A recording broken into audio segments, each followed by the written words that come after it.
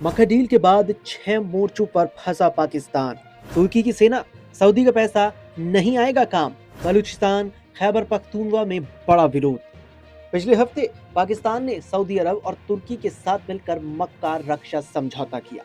इसको लेकर कई जानकारों का मानना है कि इस त्रिपक्षीय समझौते का मकसद अशांत मध्य पूर्व क्षेत्र में ईरान और इजराइल के दबदबे को रोकना है। लेकिन चूंकि भारत का पाकिस्तान से लगातार तनाव बना रहता है, लिहाजा भारत को लेकर ये सवाल है कि इस समझौते से उसके लिए किस तरह की परेशानी खड़ी हो सकती है।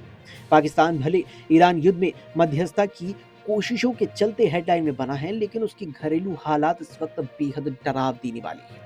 पाकिस्तान के लिए खैबर पख्तूनख्वा और बलूचिस्तान पहले ही खतरनाक रही है और अब पीओके भी देश की सरकार के सामने एक समस्या बन गया है। ऐसे में सवाल है कि पाकिस्तान इन 3 इलाकों को कब तक और किस कीमत पर अपने नियंत्रण में रख पाएगा। यूरेशियन टाइम्स के एक लेख में जियोपॉलिटिकल एक्सपर्ट नितिन जे टिक्कू ने लिखा कि अंदरूनी बदहाली के बावजूद पाकिस्तान ने सऊदी अरब और तुर्की के साथ एक बड़ा ही रक्षा समझौता किया है, जिसका मतलब है कि उसे देश के बाहर भी लड़ाई लड़ने के लिए तैयार रहना होगा। वो युद्ध या तो यमन की हूथियों से हो सकता है या फिर ईरान से। कुल मिलाकर स्थिति यह है कि पाकिस्तान ने अपने लिए छठा मोर्चा खोल लिया है। पहला भारत, दूसरा बलूचिस्तान, तीसरा खैबर पख्तूनख्वा, चौथा पीओके, पांचवा अफगानिस्तान और छठा ईरान और ईरान समर्थित प्रॉक्सी समूह जैसे हूती विद्रोही। नितिन जे टिक्कू ने लिखा है कि पिछले साल मई में ऑपरेशन सिंदूर के दौरान भारतीय सेना ने पाकिस्तान के डिफेंस सिस्टम की पोल खोल दी थी।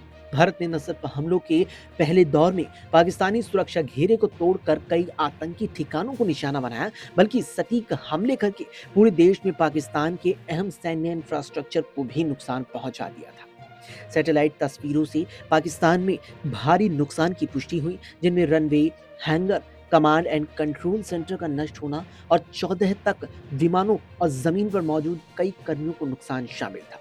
पाकिस्तान ने भी कई भारतीय जेट्स को मार गिराने का दावा किया था, लेकिन वो साबित नहीं कर पाया।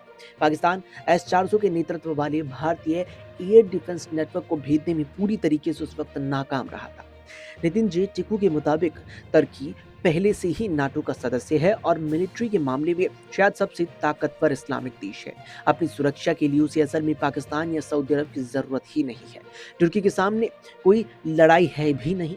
दूसरी तरफ सऊदी अरब को ईरान और हूती विद्रोहियों से काफी नुकसान उठाना पड़ा है, लेकिन जब अमेरिका ही उसकी पूरी तरह से रक्षा नहीं कर सका, तो पाकिस्तान और तुर्की उसकी आखिर क्या रक्षा करेंगे, ये बड़ा सवाल है।